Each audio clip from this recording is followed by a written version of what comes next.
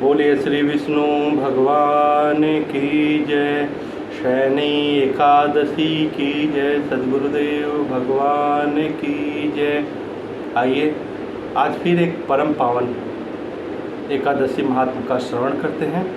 देवशयनी एकादशी चतुर्मास का आरंभ जो 17 जुलाई से चतुर्मास भी शुरू होगा। 17 जुलाई से भगवान विष्णु योग निद्रा में चले जाते हैं और ये देवशयनी एकादशी चतुर्मास का आरंभ है। अब बहुत ही पवित्र पुण्यशाली एकादशी है शुक्ल पक्ष की, और मुझे लगता है कि जितने लोग भी हम सभी हैं वो व्रत जरूर करें। बच्चे, वृद्ध, बीमार जो हैं उन्हें छोड़ करके बाकी लोग इस एकादशी का व्रत करने का प्रयास जरूर करें। आइए एकादशी महात्मा का श्रवण करते हैं। युधिष्ठिर ने पूछा, भगवान आषाढ़ के शुक्ल पक्ष में कौन सी एकादशी होती है? उसका नाम और विधि क्या है, यह बतलाने की कृपा करें। भगवान श्री कृष्ण बोले, आषाढ़ शुक्ल पक्ष की एकादशी का नाम शयनी एकादशी है। मैं उसका वर्णन करता हूँ। भगवान श्री कृष्ण के बता रहे हैं ये। वह महान पुण्यमयी स्वर्ग और मोक्ष प्रदान करने वाली है, सब पापों के हरने वाली तथा उत्तम व्रत है यह।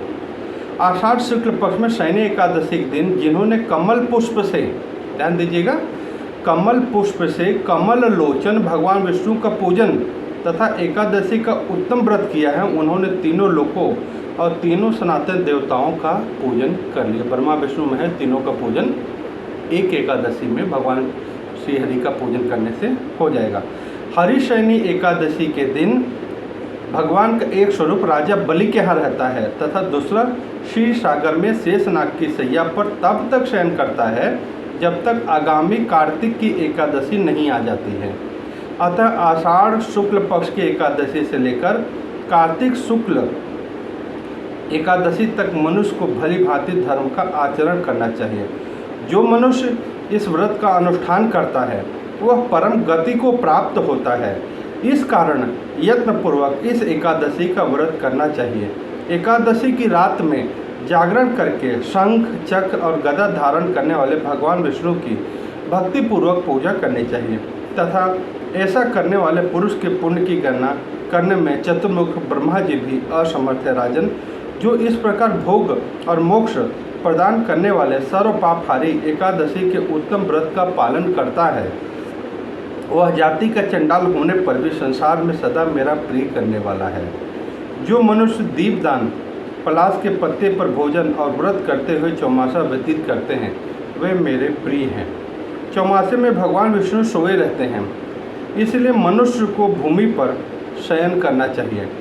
सावन में साग, भादों में दही, क्वार में दूध और कार्तिक में दाल का त्याग कर देना चाहिए। जो चौमासे में ब्रह्मचर्य का पालन करता है वह परम गति को प्राप्त होता है। राजन, एकादशी के व्रत को मनुष्य करने से सब पापों से मुक्त हो जाता है।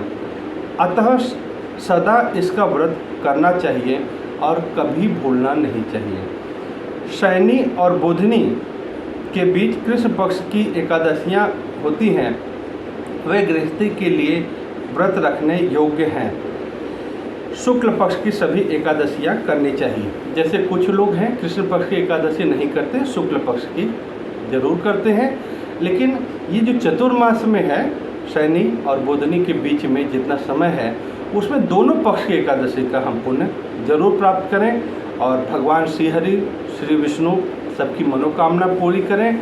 और फिर मैं निवेदन करता हूँ कि जो इस व्रत को नहीं कर पाए, करने का प्रयास बिल्कुल ही करें। अगर अति आवश्यक कारण से व्रत नहीं कर पाए तो व्रत का महात्मा जरूर सुन लें, क्योंकि चतुर्मास की देवशयनी एकादशी है और यह जो व्रत महात्मा है अपने सभी परिचित परिवार के सभी सदस्यों को भी जरूर भेजें और अपने सभी मोबाइल पे धर्म जीवन चैनल जरूर सब्सक्राइब करके रखें ताकि आने वाले आगे की जरूरी जानकारी, व्रत त्यौहार तथा सामाजिक जीवन की उपयोगी जानकारी आपको घर बैठे समय पर ही मिलते रहिए। बोलिए श्री विष्णु भगवान की जय।